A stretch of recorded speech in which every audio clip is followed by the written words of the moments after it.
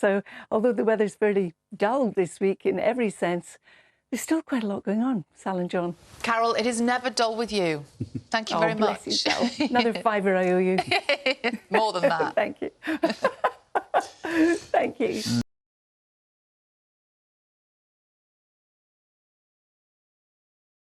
And it looks like Carol has gone surfing. Carol? Morning. Off to the beach. Good morning, Sal and John. Good morning to you too. If you haven't stepped outside yet, it is a cold start to the day.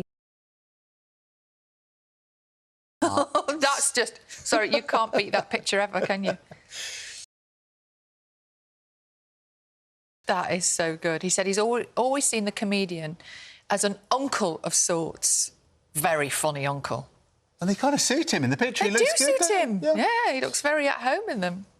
Should we get some weather? Yes, you're not going to do that with your glasses, no. I thought you were cleaning yours a moment ago. I thought you were going to... Let's check in with Carol this morning. Good morning. What a beautiful picture. Isn't it, John? Good morning, everyone. Northern Lights last night, seen under the clearer skies in parts of Scotland. This one was sent in by one of our weather watchers in Aberdeenshire. It is stunning.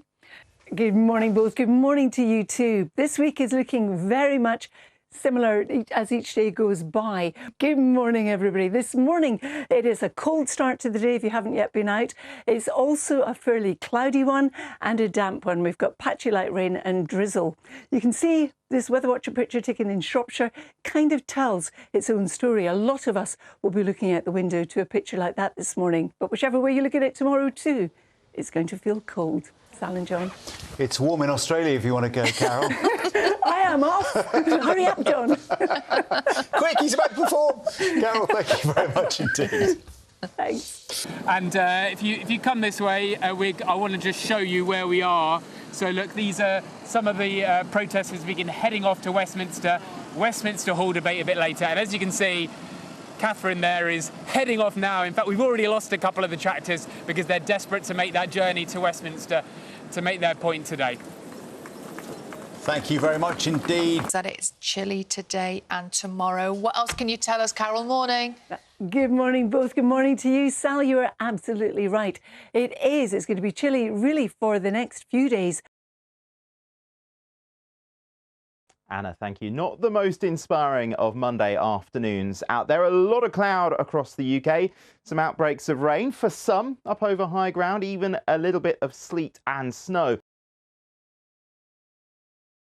Thank you very much. Good cinema weather out there today, actually, because it's pretty cold. It is cloudy. We've got some spots of rain and even a bit of sleet and snow up over some high ground. That was how it looked for a weather watcher in County Durham. Running into that area of high pressure, not making much progress. And so that gives us an easterly wind feeding this cold air in our direction. Now, it's cloudy for most of us, but not for all of us. That was how it looked in Shetland. Hello, good evening. I hope you had a lovely Monday. Oh, this is so sweet, isn't it? Say what you like about squirrels. I just love them. Now, our weather for tomorrow. Still cloudy, but hopefully less in the way of drizzle. Still cold, but less breezy. And actually, as we look towards the outlook, it's fairly settled, not glorious, but fairly settled. For the evening, more of the same, generally dry, maybe a bit of drizzle here or there, and again, slight risk of some fog overnight. And then for the rest of the outlook, plenty more cloud, and gradually getting a little bit brighter. Nothing too spectacular, but hopefully a touch. That's it. Good night. See you later. How's it looking? Grim, in a word, Fiona. Yeah, it's just not been a nice day today, has it?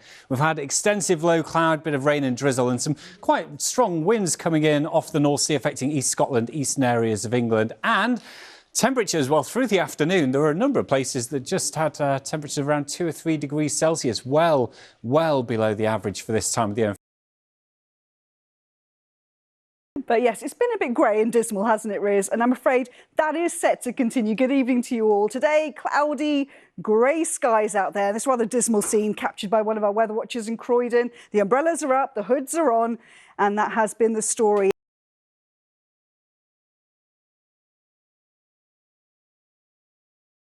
And it certainly has felt very cold indeed. But can it really ever be too cold to snow? I'll have the answer to that and many more questions a little later in the programme. All right, explain this to me. It's bitterly cold, horrible outside. Yes. And yet no snow. Yeah, well, there's a little bit of snow on the tops of the mountains, but you're absolutely right. It feels like it should be snow everywhere. But actually, it's interesting you say it feels really cold because temperatures have really only been around 2 to 4 degrees below average, so not that much. It's actually the easterly wind that's making it feel so bitterly cold. But let's talk about the snow a bit more, because it cannot just be my mum that likes to say, it's too cold to snow, it's got to warm up a little bit. So before we go any further, and at the risk of upsetting her, let's just fact check this.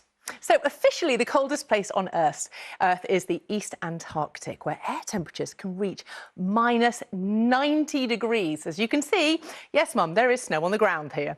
Now, the coldest permanently inhabited place on Earth is Oymyakon in Russia, with an average annual temperature of minus 16 degrees. And yes, there is snow here too. And let's just look at things from the other way up. Let's look at the snowiest place on Earth, the Andes Mountains in southern Chile, which receives more than 2,000 inches of snow throughout a 12-month period. That's the equivalent of a 15-story building. It's very cold.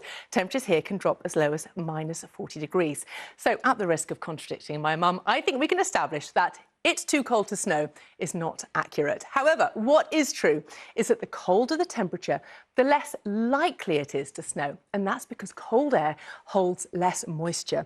And of course, you need 2 ingredients for snow, and that's low temperatures and moisture. So when you get those bitterly cold, clear winter's day and the lack of moisture in there makes it feel biting, it's not that it's too cold to snow, Mum, it's that it's too dry to snow. So will we get the cold and the moist for this week, enough for widespread snow?